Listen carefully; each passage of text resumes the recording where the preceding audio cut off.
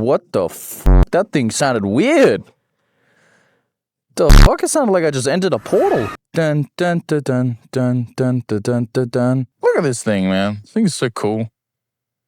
This is honestly one of the most fun I've ever had riding a bike. So there's a question that I get asked very, very, very frequently, and it's, what starter bike should I get? What sort of starter bike should I get? You know, the question is, what sort of starter bike should I get for the, you know what, to getting into bikes? Because that's what a starter bike is getting into bikes. Anyway, so today we're reviewing what I think is one of the best beginner bikes you can possibly get, or even intermediate bikes. Now, this is the Yamaha R3. You know, one of Yamaha's finest, if I do say so. And you know what I love about this bike is how just easy it is to ride. You've probably seen I've just been swerving the whole way up this road because it's just so easy, you know? It's so light. It's such a friendly bike, if that makes sense. It's such a friendly bike to ride. Yeah, it's a pretty comfy bike, so I like that. And for those people out there that like to do wheelies, it's a very easy bike to wheel too. I might insert a couple of clips of that.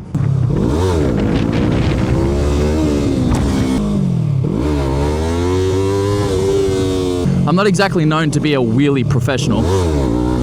I'm not Jigsaw bro. But it's a very easy and fun bike to throw around and have a little bit of fun with, you know what I'm saying? You can get it low, and you can get it slow. I don't know what that means, but there is some people out there that can get this up and hold it up very well. Now, I am not one of those people, do not get me wrong. In all honesty, this is probably one of the best bikes I've ridden for clutchless shifting. That doesn't have a quick shifter. It's way better than the R7. It's way better than the ZX6 I've got. It is a little bit wet at the moment, so I do have to take it a little bit easier around these corners.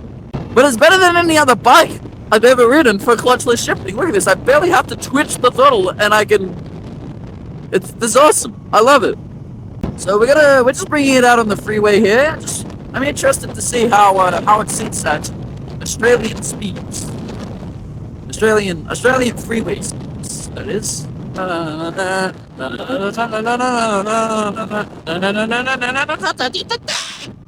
Now I will say, for a 300, it far exceeds other competitors around its class. The Ninja 300, nothing. The CBR 300, nothing. I would actually put this more on the likes of a CBR 500 in power-wise. You know, it is about 320 cc's. I think it is something like that. I'll throw it up on screen, but it's about 320 cc's off the top of my head. Take the second exit. And, honestly, I feel like this thing is faster. Like, I feel like it gets up and goes, and it's more responsive. And because it's lighter, you know, it's way easier to wheelie. It's way easier to throw around. And yeah, I honestly prefer this little R3 over CBR 500s that I've owned. And that's crazy. This thing is honestly not comparable to a Ninja 300 or a CBR 300 or any other 300 class that I can really think of. I would say this is probably best in class. You know, but you do also pay that kind of premium price tag when getting a 300, even a modern 300. You know, Yamaha are kind of the only ones that make the 300 still, the R3. Ninja don't really make those 300s, and neither does Honda.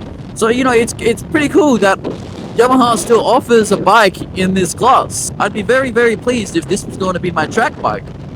Now, this particular model I'm riding right now does not have ABS. Now, that's not because it doesn't come with ABS from the manufacturer. That's because the person I'm borrowing it off decided to rip it out. Now, everybody has their own opinions about whether you should ride with or without ABS. Now, my general opinion is that everybody should learn how to ride a bike without ABS. You know, it'll make you a better rider. It'll make you understand braking a lot more, and you know, you're just going to be better at stopping more often. You know what I mean? You're going to be less likely to make mistakes. So that's about it. You know, this pretty much kind of concludes my thoughts on this amazing bike. Out of 10, I rated a solid, I don't know what I rated, honestly. I rate this bike a solid, you know, 7 out of 10.